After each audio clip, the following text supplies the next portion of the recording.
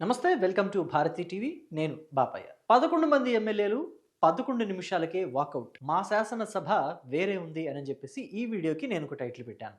ఎందుకు అలాంటి టైటిల్ పెట్టానని పూర్తి వివరాలు తెలియజేస్తాను. ఎక్కడా స్కిప్ చేయకుండా ఎండ్ వరకు చూడండి. ఇకపోతే ఆంధ్రప్రదేశ్ బడ్జెట్ సమావేశాలు, శాసనసభ బడ్జెట్ సమావేశాలు ఈరోజే ప్రారంభమయ్యాయి.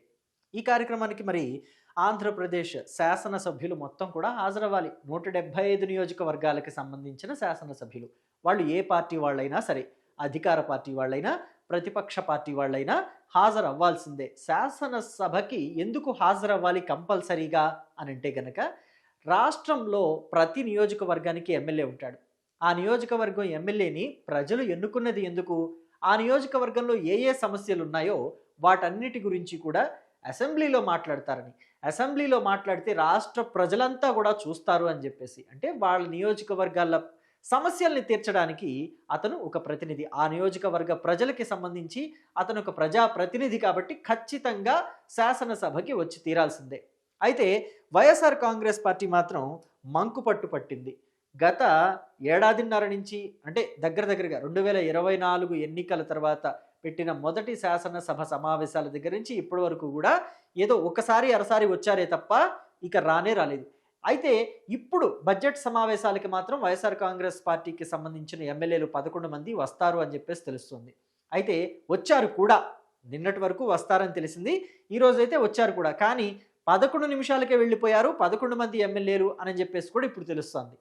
అసలు ఎందుకు ఇలాంటి పనులు చేస్తోంది వైఎస్ఆర్ కాంగ్రెస్ పార్టీ అనేది కనుక చూస్తే, వైఎస్ఆర్ కాంగ్రెస్ పార్టీ 11 స్థానాలకే పరిమితమైపోయింది. గతంలో అంటే 2019లో చూస్తే 151 స్థానాల్ని గెలుచుకుని అఖండమైన మెజారిటీని దక్కించుకున్న వైఎస్ఆర్ కాంగ్రెస్ పార్టీ పరిపాలన వైఫల్యం వల్ల, ప్రజల్లో వచ్చిన తీవ్రమైన వ్యతిరేకత వల్ల, ఆ పార్టీ తీసుకున్న కఠినమైన నిర్ణయాలు, ప్రజా వ్యతిరేక నిర్ణయాల వల్ల ఆ పార్టీ కేవలం 11 సీట్లకే పరిమితమైపోయింది. 11 మంది ఎమ్మెల్యేలు మాత్రమే గెలిచారు. వైనాట్ 175 అని చెప్పేసి నినాదంతో ఎలక్షన్లకు వెళ్ళిన జగన్మోహన్ రెడ్డికి చేదు అనుభవం ఎదురైంది. కటిక చేదు అనుభవం ఎదురైంది. దారుణమైన ఓటమి పాలైంది వైఎస్ఆర్ కాంగ్రెస్ పార్టీ. 175కి 175 కొట్టేస్తామని చెప్పిన వైఎస్ఆర్ కాంగ్రెస్ పార్టీ కేవలం 11 సీట్లు మాత్రమే దక్కించుకోగలిగింది. కనీసం ప్రతిపక్ష హోదా కూడా రాలేదు. ఆంధ్రప్రదేశ్ శాసనసభలో ప్రతిపక్ష హోదా కావాలి అనంటే ఖచ్చితంగా 18 సీట్లు గెలుచుకొని తీరాలి. అది శాసనసభ రూల్స్ ప్రకారం. కాబట్టి మరి 18 సీట్లు గెలుచుకోకపోతే వాళ్ళని ప్రతిపక్ష హోదా ఉన్న పార్టీగా గుర్తించరు. ఆ గుర్తింపు అనేది ప్రజలు ఇవ్వాలి. అసెంబ్లీలో స్పీకరో లేకపోతే ముఖ్యమంత్రిగా ఉండే వ్యక్తో, అంటే ముఖ్యమంత్రిగా చంద్రబాబు ఉండనివ్వండి, ఇంకెవరైనా ఉండనివ్వండి, ఏ పార్టీ అయినా ఉండనివ్వండి, అధికార పార్టీగా ఆ పార్టీ ఇచ్చేది కాదు, లేకపోతే ఆ ముఖ్యమంత్రి ఇచ్చేది కాదు. ప్రతిపక్ష హోదా అనేది ప్రజలు ఇవ్వాలి.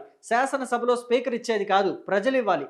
కానీ ఆ విషయాన్ని మర్చిపోయి జగన్మోహన్ రెడ్డి మాకు ప్రతిపక్ష హోదా ఇస్తేనే అసెంబ్లీకి వస్తాము అని చెప్పేసి భీష్మించుకొని తిరుగుతున్నారు. అయితే ఈ బడ్జెట్ సమావేశాలకి జగన్మోహన్ రెడ్డి వస్తారు అని చెప్పేసి అన్నారు.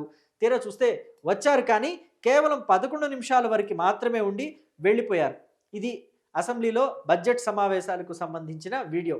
అయితే ఇదిగోండి, గవర్నర్ని సాదరంగా లోపలికి ఆహ్వానించారు తెలుగుదేశం పార్టీ నేతలు, అలాగే మిగతా అధికారులు.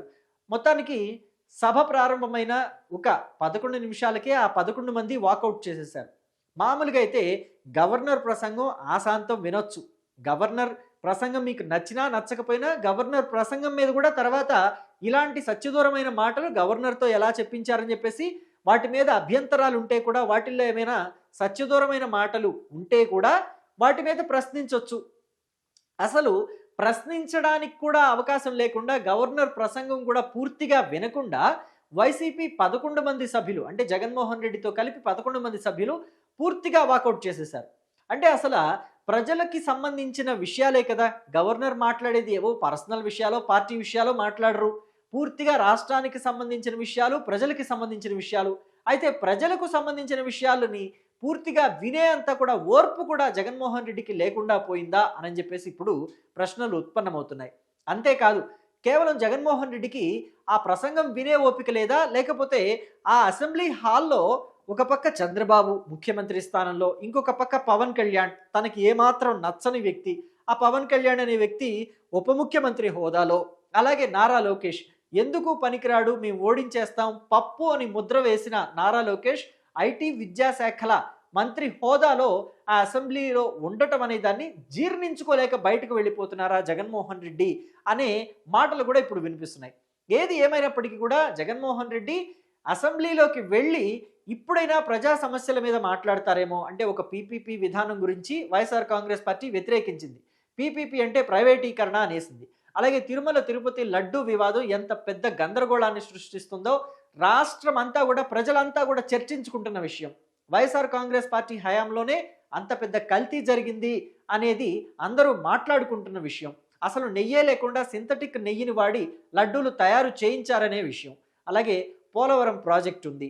అలాగే అమరావతికి సంబంధించిన అంశాలు ఉన్నాయి.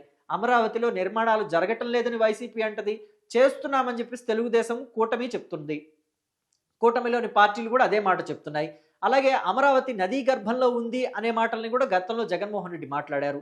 అసలు జగన్మోహన్ రెడ్డి, వైఎస్ఆర్ కాంగ్రెస్ పార్టీ అమరావతికి అనుకూలమా వ్యతిరేకమా అనే అంశాన్ని అసెంబ్లీలో పూర్తిగా చెప్పే అవకాశం కూడా ఉంటుంది కదా.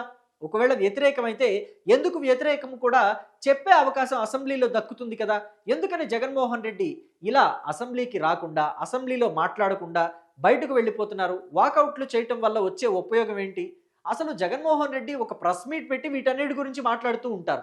గతంలో కూడా మనం చూసాం, తిరుమల తిరుపతి దేవస్థానం లడ్డు గురించి ప్రెస్ మీట్లు పెట్టారు. అలాగే వైసీపీ నేతల మీద అక్రమ కేసులు పెడుతున్నారు, రెడ్ బుక్ రాజ్యాంగం నడుస్తోంది అని కూడా ప్రెస్ మీట్లు పెట్టి మాట్లాడారు. అలాగే అమరావతికి సంబంధించి కూడా ప్రెస్ మీట్లు పెట్టి మాట్లాడారు. అలాగే పోలవరానికి సంబంధించి అయితే ఇప్పటివరకు మాట్లాడలేదు అనుకోండి, భవిష్యత్తులో ఏమైనా మాట్లాడతారో లేదో చెప్పలేము.